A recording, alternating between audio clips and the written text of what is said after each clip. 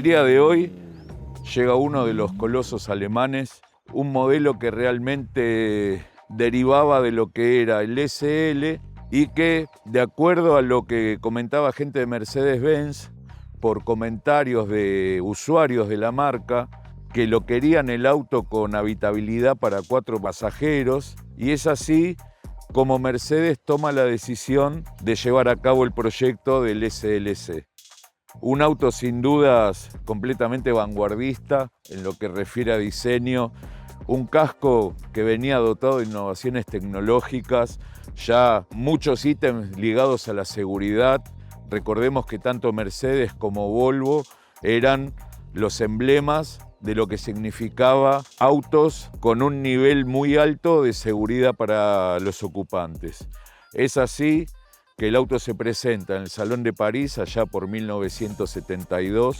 Fue furor ver esa extensión de su carrocería frente a lo que era el SL anterior, un auto que realmente impactaba su presencia y que, si bien en un inicio venía dotado con un motor V8, la idea inicial de Mercedes hasta fue de equiparlo con un motor rotativo Wankel, pero que finalmente no se llevó a cabo y se optó por el V8, sumado a lo que fue la crisis del petróleo de la década del 70, fue que terminó como motor emblemático del auto el 2.800 centímetros cúbicos, 6 cilindros, doble árbol de levas.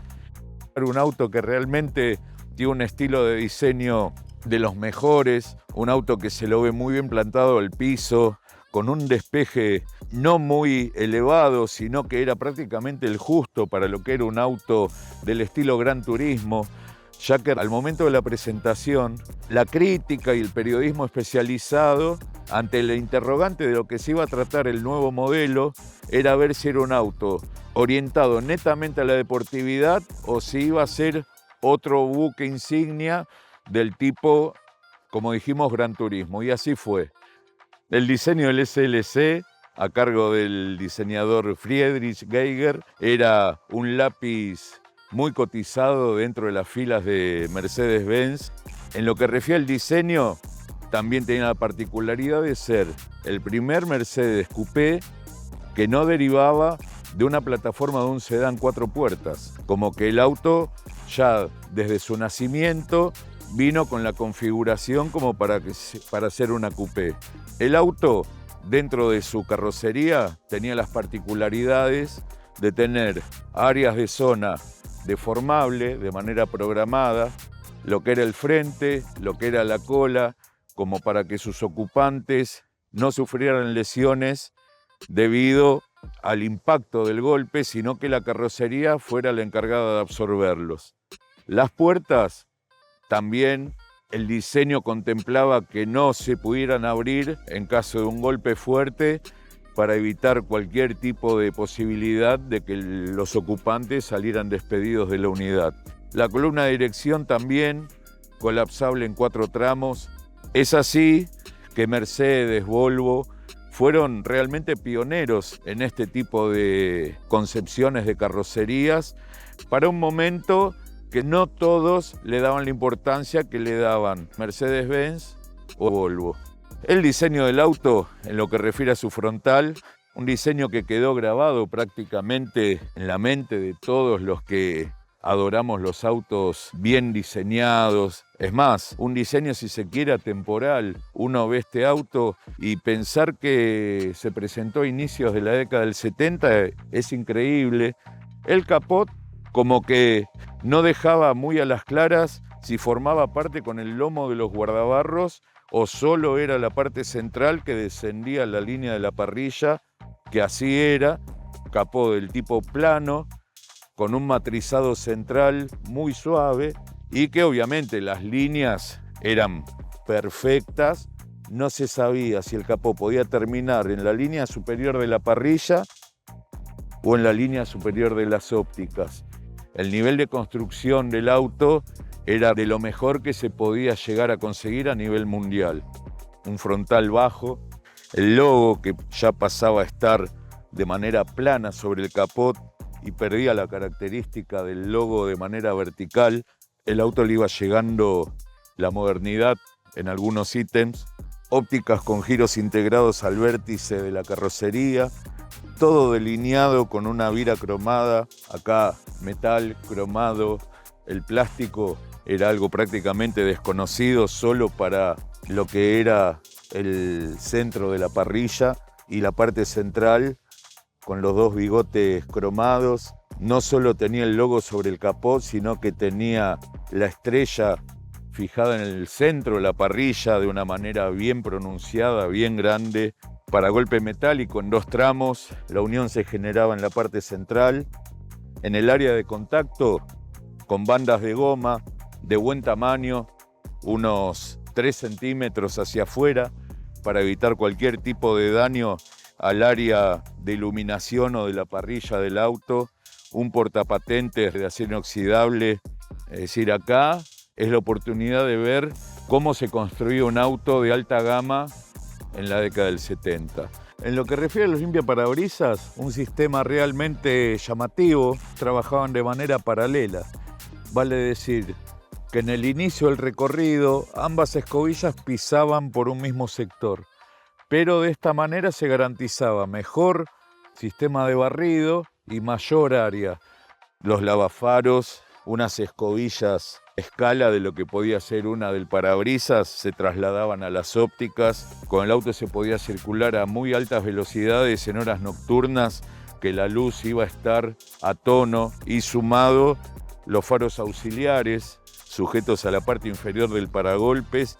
Y no era solo un tema estético, sino también el aporte de iluminación que le daba al auto, ya que con las ópticas solamente ya el auto tenía muy buena luz. Sumémosle los auxiliares, era un placer conducir el auto en horarios de poca visibilidad. Después, los guardabarros planos en la parte superior, como que iba una línea en diagonal, del ancho del tamaño de la óptica y el frente del faro de giro iba como estrechándose a la llegada de la línea del parante, y sin dudas al auto le daba un porte muy especial, un toque aerodinámico si se quiere, con lo que era el dibujo del capot y los guardabarros. Un lateral de cintura baja, el techo bajo, la posición de manejo realmente óptima.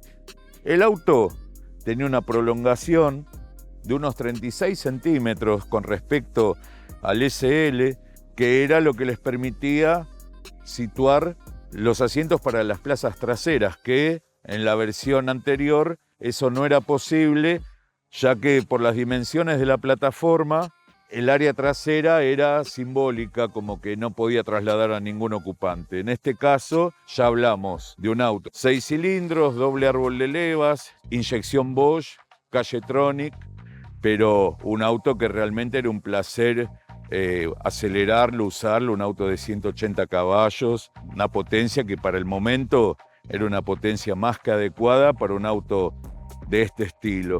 Las cortinas, que eran exclusivas del SLC, que era lo que le daba a golpe de vista el dato a los más seguidores de la marca de frente a qué versión estábamos presentes. Guardabarros trasero realmente de grandes dimensiones, el auto obviamente sin parantes. Uno, al ver el auto de perfil con los vidrios bajos, la puerta sin ningún tipo de ventilete ni parante, era solo el panel de la puerta y solo un pequeño triángulo que era donde se fijaba el espejo, y ver el estilo hardtop le daba ese toque sport al auto, que era la conjunción que tenía, eso de maridar el lujo con el toque de deportividad. Como podemos ver, ya en la parte media para abajo, el auto tenía unas molduras de muchísima calidad, gruesas, combinadas en goma y lo que era la vira cromada, que delineaba como si fuera la continuación de la línea de los paragolpes, con el mismo estilo visual. Le daba el tema de seguridad a la hora de evitar golpes de puertas de otros autos, le daba un corte al color del auto que le caía muy bien, era un toque que al auto le sumaba. Y como podemos ver por debajo, tenía toda la parte inferior, tanto del guardabarros como de la puerta, un área irregular que Mercedes hablaba de darle mayor rigidez a los componentes de la carrocería y de darle un impacto visual también que, de acuerdo a cómo le daba la luz, ese contraste lo hacía ver distinto al auto. Por debajo, otra moldura cromada de acero inoxidable montada sobre un friso de goma que cortaba la línea del color del auto con la tonalidad oscura del zócalo. La particularidad de la luneta térmica. De apariencia es una luneta que, a lo que estamos acostumbrados a ver en autos con ese accesorio, no tiene las clásicas líneas que son por las cuales se desempaña el vidrio. En este caso, al momento de construir el cristal, se le sumaba al vidrio un material que era el encargado de desempañar el vidrio, pero sin ningún objeto visual que hiciera notar de ese elemento. Es decir, uno prendía el desempañador y el vidrio se iba a desempañar sin ningún inconveniente y el vidrio no iba a tener ningún tipo de elemento que hiciera notar que tenía el accesorio. Todo bordeado el burlete por una moldura de mucha calidad metálica. Todas las áreas abiertas y acristaladas venían perimetradas por una moldura metálica cromada o de brillo tipo aluminio.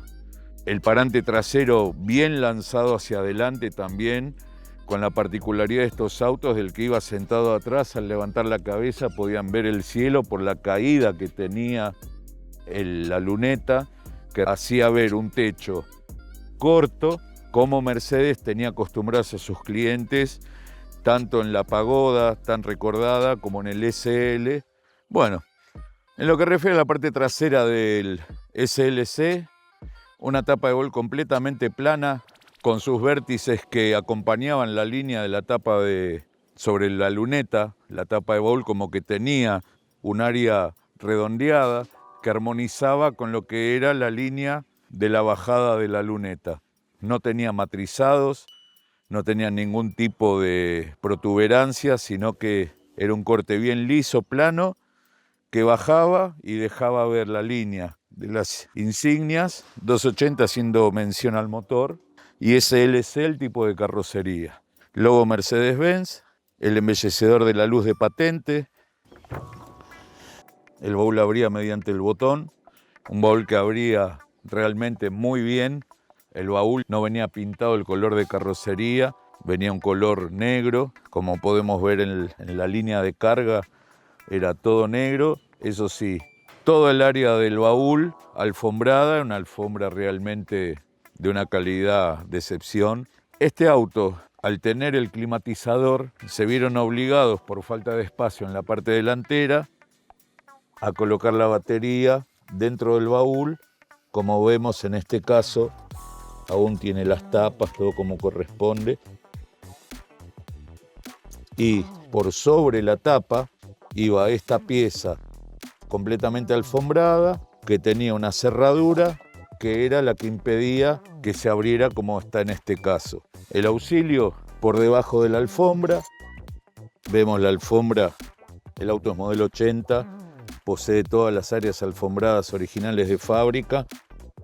Y como si fuera poco, sobre la rueda de auxilio, para que el piso quedara rígido y poder cargar el equipaje sin ningún tipo de inconvenientes con que se volcara, tenía otra tapa plástica que ahí sí dejaba ver la rueda de auxilio, en este caso la original de fábrica, con la tarjeta de recomendación de anclaje y de guardado.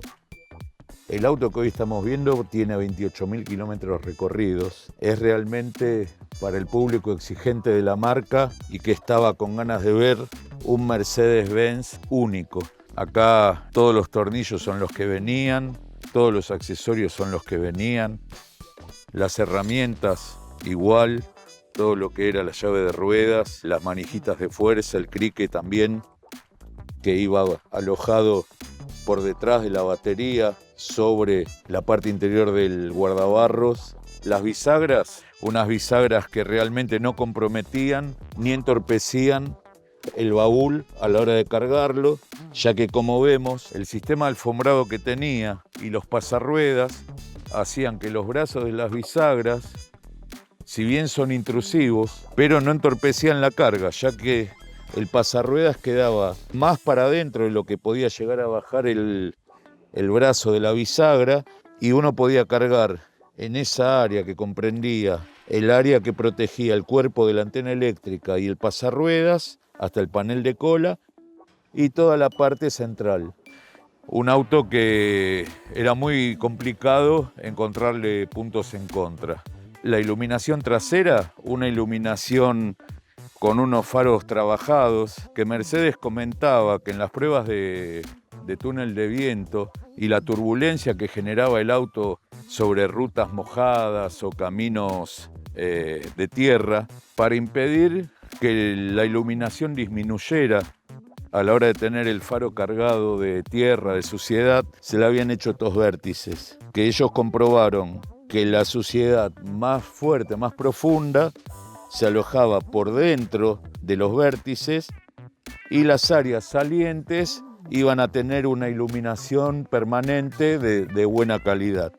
Los plafones de súper primera calidad, el ver un auto de estos de noche parecía tener iluminación en cada uno de los listones de manera individual, siendo que tiene una lámpara y que refracta la luz de una manera tal que es increíble ver la calidad de luz que tienen, tanto de marcha atrás, de stop, giro, baliza, como es en la parte delantera, el faro de luz de giro y balizas armonizaba con el vértice de la carrocería, y después el paragolpes, tal cual el delantero, un paragolpe desarmable en 3 tramos en este caso, con el área de contacto cubierta en goma, que era la encargada, una, de eliminar posibles encandilamientos de autos que venían atrás sobre el paragolpe cromado, y otra era la protección en el estacionamiento de daños, tanto sea en el paragolpe como en el área de iluminación, ya que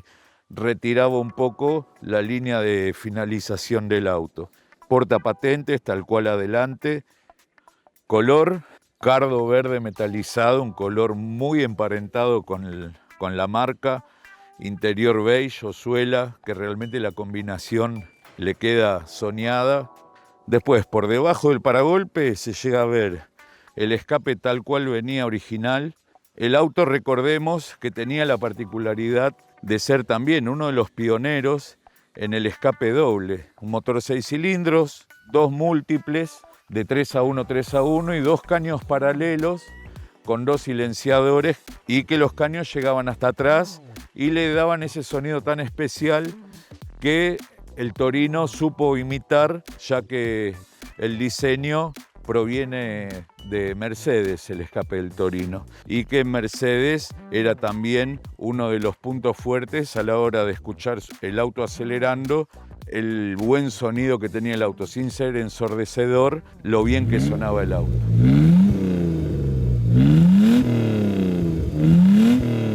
Bueno, el interior del SLC, un auto tanto en su exterior como en su interior, sin puntos negativos. Todo estaba realmente cuidado, contemplado. Las bocas de salida, tanto del aire acondicionado como lo de la calefacción, tipo satélites, de un diseño realmente agradable. 3 en la parte central y 1 en cada extremo. El instrumental BDO en la esfera central, velocímetro con escala 240 km por hora, odómetro parcial y total. Como vemos, 28.108 kilómetros, un auto que no se usó. En la esfera izquierda, cantidad de combustible en el tanque, temperatura de motor, presión de aceite aguja. Y en la derecha, lo que es el tacómetro, con escala 7.000 revoluciones por minuto, a partir de las 6.500 en zona roja. Y dentro de la misma esfera, el reloj horario análogo electrónico. Ya en el listón inferior, lo que era la puesta a cero del odómetro, las luces testigo, el freno de mano, luz larga, carga del alternador, giro y baliza. Era para lo que se usaba en aquella época, hasta en autos de lujo. Por debajo, un listón que corría de punta a punta, de parante a parante, un símil nogal lustrado, iba por dentro de dos viras cromadas y en la parte central tenía las teclas, lo que era el desempañador y de la luz interior. La llave con el recordatorio de las luces encendidas, que ya para esa época era sonoro, un volante del estilo Mercedes-Benz, de buen diámetro y la empuñadura clásica que usaba Mercedes desde hacía años, ese tramado grueso, era lindo para llevar el volante, ya que era una textura que caía bien al tacto y visualmente era muy muy lindo. La parte central, logo Mercedes-Benz, todo de muchísima calidad, de un material sintético, el tramado era como si fuera de cuero, la parte donde normalmente uno tiene la bocina del sonido clásico de Mercedes, las bocinas Gela. En la parte central, ya la consola que iba en búsqueda de la palanca de cambios, y este auto que vino con climatizador automático electrónico, un accesorio más que de avanzada para la época y que estaba dentro del paquete de opcionales que ofrecía la marca. Estéreo Decker, pasacassette, también con antena eléctrica, AM/FM. Mercedes usó esta marca durante mucho tiempo, era emblema de lo que era equipos de audio. El balance, lo que era adelante o atrás, era mediante esta ruedita. La palanca de cambios, el auto aún dotado de caja de cuarta, recordemos que se podía llegar a adquirir con caja automática de 3 cambios o hasta este momento caja manual de cuarta, caja ZF con gatillo ascendente, que era algo que lo hacía distinto también, ya que normalmente el punto de seguridad de las marchas atrás era hacia abajo. La consola seguía hacia atrás, los comandos de los alzacristales, el comando de la baliza realmente bien ubicado, todo engamado en tipo nogal, tal cual la parte central de la plancha de a bordo, lo que dividía la tonalidad oscura como para que no moleste el reflejo en el vidrio, y a partir de la vira de nogal era el mismo tono que la tapicería de las butacas y de los tapizados de puerta. Ya se iniciaba la era de las palancas de cambio anatómicas, digamos tipo bastón de golf, que después se vio muchísimo en nuestro mercado. El auto aún conserva el recordatorio de servicio de Mercedes-Benz, está intacto, como si el auto se hubiera retirado ayer de la concesionaria. Por debajo del climatizador, un cenicero, acero inoxidable, y basta ver también que en este auto no se fumó jamás. El encendedor también dentro del cenicero, cerrándolo, todo quedaba armonizado en el fondo con ese aplique tipo madera, con la virita cromada siempre. Cuando había que hacer un corte entre un sector y otro, eso se distinguía mediante un listoncito cromado realmente excepcional. Llegamos a la guantera, la misma con llave, no muy grande, pero realmente un tamaño justo como para llevar la documentación del auto o algo pequeño, afelpada para eliminar ruidos de algún rebote de algún elemento. Y después, como podemos ver, sobre lo que es la parte baja del torpedo, las luces de cortesía o luz de mapa, como se les decía, el piso completamente alfombrado, alfombra de buclé, fíjense cómo se conservó a lo largo de los años, y uno, si la levanta, las alfombritas individuales, se encuentra con el aislante, que es como una especie de material acolchado, que es lo que aísla el habitáculo del exterior y es lo que le da ese clima tan sereno al auto que solo permite escuchar el sonido del motor. Un nivel de terminación asombroso. Ya llegando al techo, espejo día y noche, con una luz que se podía encender de forma manual o con la apertura de las puertas junto con las luces de cortesía o de mapa, parasoles, material acolchado, el espejito de cortesía, y estando rebatidos tenía un alojamiento para los mismos para que queden nivelados, que armonizaban con lo que era el perímetro, el tapizado del techo y las bajadas, que eran de una textura similar y el parasol no quedaba solo pegado contra el techo. Tapizado el techo, una placa enteriza con costura térmica, como se usaba para aquel entonces. Estaba todo engamado con el color del auto, es decir, con el interior del auto, como que se buscaba que, salvo la parte superior de la plancha, que por combinación y por el tema de reflejo era en negro, lo demás era en color tipo madera o este color suela que le caía muy bien, muy delicado. Unas butacas muy cómodas, completamente tapizadas en cuero natural, cuero liso en los extremos, en lo que serían los pétalos, y la parte central en micro perforado, con un diseño realmente muy bonito, toda la parte del perforado tramado y en combinación con el cuero liso de los laterales, quedaba muy bien. Apoyacabezas de muy buen diseño, como que uno apoyaba la cabeza y realmente estaban a la altura que debían estar, más allá de tener la regulación correspondiente. Las hebillas o trabas de cinturón de seguridad, recordemos que al no tener el parante central, los cinturones delanteros se enrollaban prácticamente desde el panel de atrás. Este elemento que vemos acá es donde deslizaba el cinturón de seguridad cuando la butaca estaba en posición normal, como para que el ocupante de la butaca se pudiera atar de manera normal y el cinturón corriera de manera fluida. Bueno, lo que refiere a las plazas traseras, venía configurado para 4 pasajeros. Recordemos que de ahí era la versión SLC, que era la que tenía los 36 centímetros más largo el auto, que era lo que permitía que el auto tuviera los asientos traseros, y que para 2 mayores y 2 chicos o 2 personas de mediana estatura podían viajar bien. Tenía un techo que no entorpecía a la hora de viajar. Todos los laterales tapizados de manera completa y terminados en unos pequeños embellecedores cromados, cenicero a ambos lados, apoyabrazos de costado y apoyabrazos central. La butaca en la parte trasera, si bien no traía bolsillo, pero era completamente tapizada en el mismo material que la parte delantera. Los alzacristales se podían llegar a utilizar desde la consola central,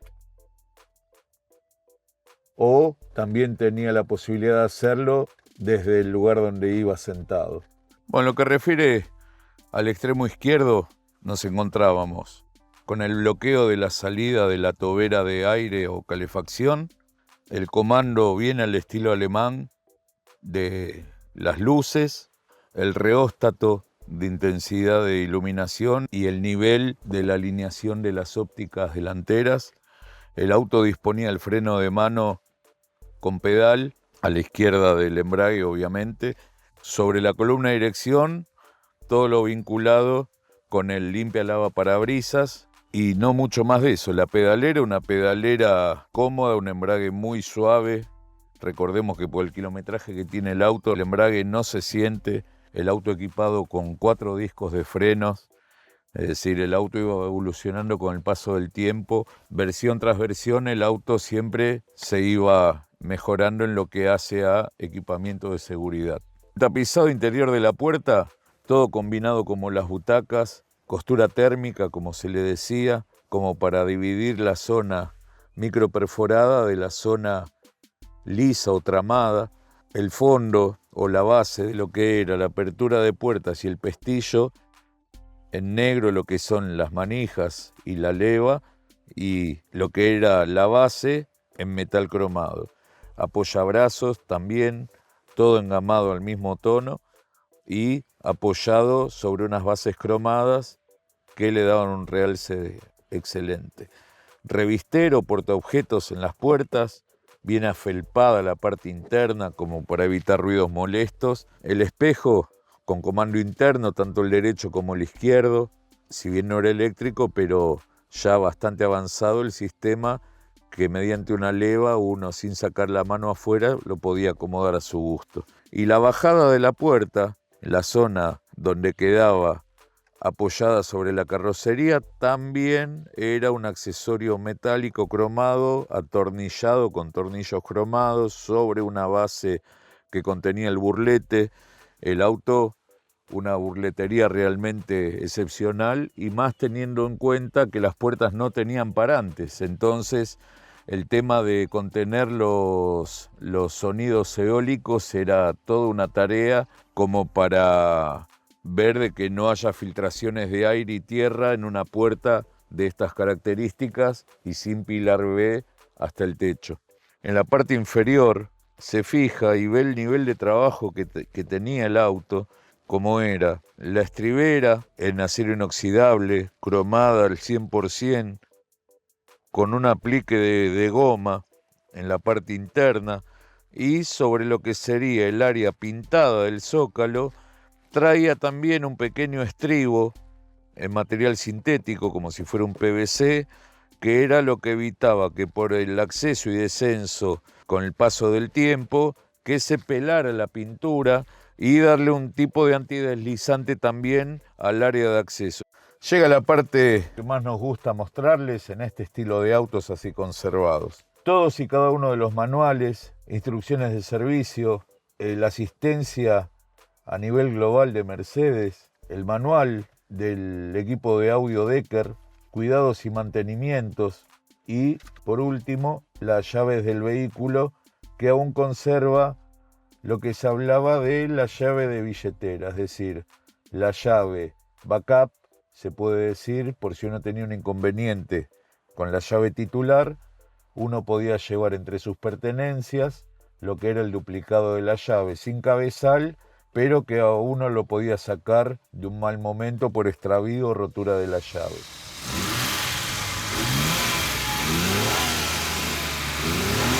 Llegamos al motor del SLC, un motor M110 denominado por Mercedes, E28, 2.800 centímetros cúbicos, 180 caballos, abastecido mediante una inyección Bosch Cajetronic, un auto que realmente funcionaba muy bien, pasaba los 200 kilómetros por hora, Mercedes hablaba de unos 205 kilómetros por hora aproximadamente, un 0 a 100 en alrededor de 10 segundos, 2,3 segundos, siempre con caja manual. En caso de ser caja automática, los valores se estiraban un poquito en lo que era aceleración y se acortaban en lo que era velocidad final, unos 5 o 6 kilómetros. Venía provisto servofreno, bomba doble circuito, todo lo que era ya el encendido del estilo que usaba Mercedes, un encendido de primerísima línea, bidón de expansión del sistema de enfriamiento, bien visible. El otro pertenecía a lo que eran los lavafaros y los lavaparabrisas. Y en el sector donde normalmente tendría que haber ido la batería, en esta unidad que venía dotada de climatizador electrónico y venía justamente todo el sistema en esa área, hacía que la batería fuera alojada en el baúl como se la mostramos hace un ratito. Después venía dotado de aire acondicionado, dirección hidráulica, si bien la caja de dirección era mediante tornillos sin fin, es decir, no traía cremallera, la dirección realmente tenía una asistencia muy buena, sumado el diámetro del volante.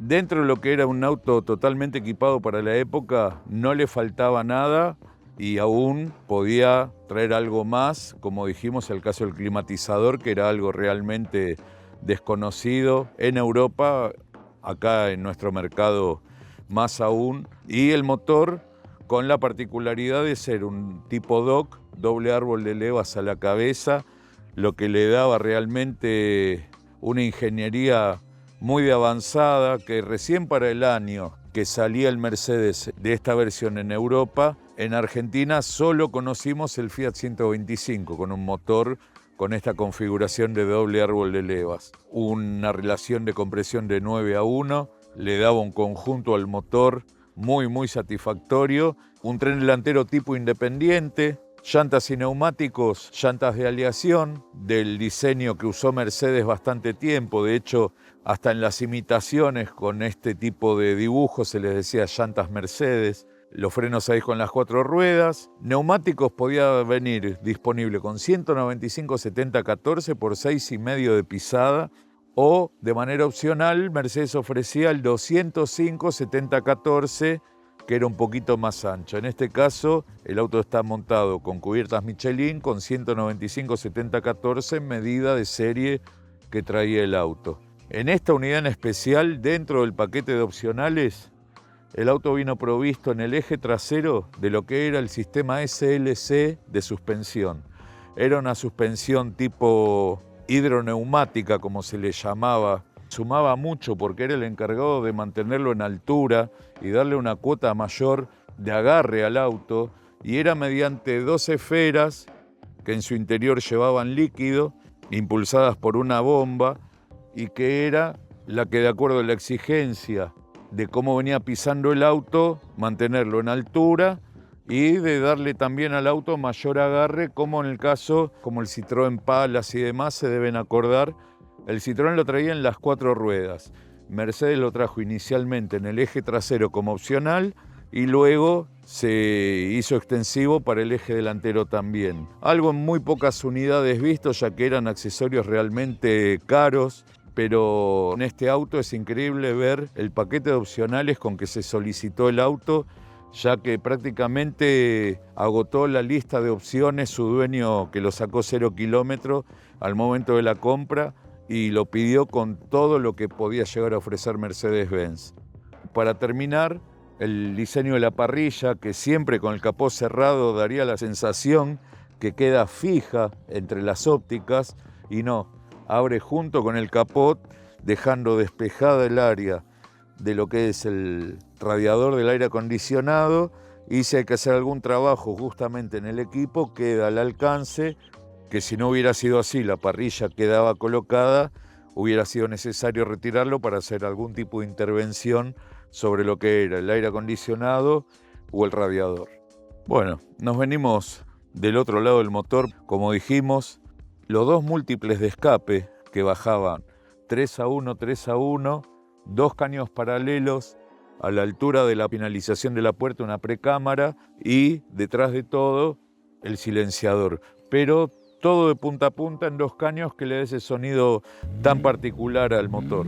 Después, varilla de medición de aceite, la bomba que hablábamos del sistema de suspensión, junto con el alojamiento del líquido con el que trabajaba dicho sistema. Entraba todo bien, si bien es un auto de dimensiones generosas, pero en el vano se podía acomodar todo sin ningún problema.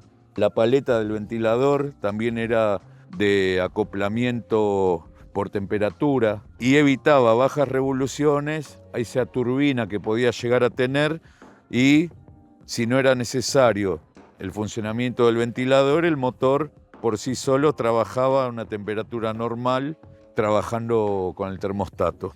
Después, las mangueras del aire acondicionado, el compresor, el nivel de mantenimiento que tiene, aún conserva la manta o filtro acústico. El auto tenía mucho dinero invertido en lo que era materiales de aislación, tanto sea en los pisos, en las puertas, en el parallamas, en el capot. Todo es acolchado, todo es mullido, y eso trabajaba a favor de un aislamiento realmente óptimo de todos los que fueran sonidos externos que no interesaba que ingresen al habitáculo. Y bueno, justamente una de las cosas por lo que estos autos tenían un alto valor era justamente en cosas que en otros autos no venían provistos. La tapa del calefactor, todo con sus tornillos tal cual vino originalmente de fábrica. El filtro de aire, vemos que aún tiene todos los componentes originales, marca MAN, el auto construido en la fábrica de Stuttgart. Un producto más alemán que este, imposible, es decir, tanto su producción como los elementos eran 100% alemanes, y sobre el frente podemos ver cómo aún conserva las chapas BIN, el sticker de recomendación y las configuraciones del vehículo, en lo que era el código de chasis y los pesos cargados y el máximo admisible.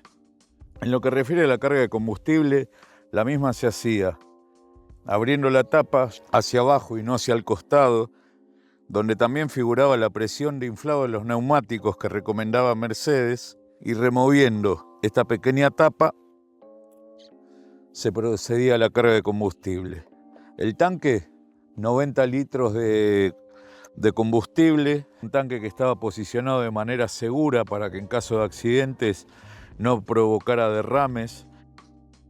Esperamos les haya gustado el informe del Mercedes 280 CLC. Como siempre, pedirles que se suscriban, que activen la campanita y que nos recomienden, como para que la plataforma nos recomiende y podamos seguir creciendo y seguir dándole productos de calidad. Hasta la próxima edición de Oldtimer.